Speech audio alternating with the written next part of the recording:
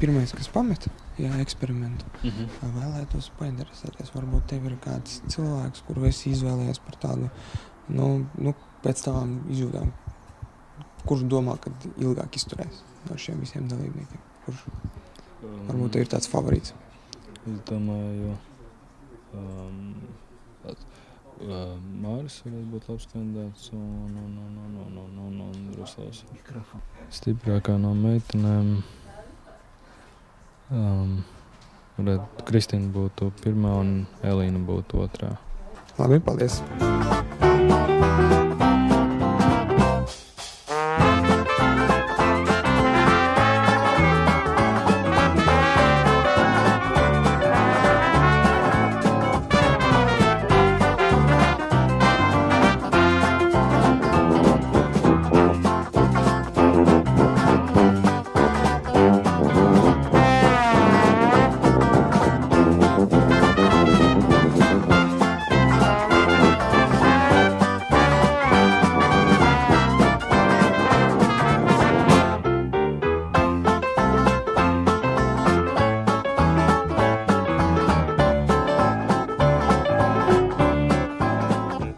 Diemžēl šobrīd eksperimentā Latvijas Biznesa koledžas un EIKSEBAS organizētajā ir noticis negaidīts pavērsiens.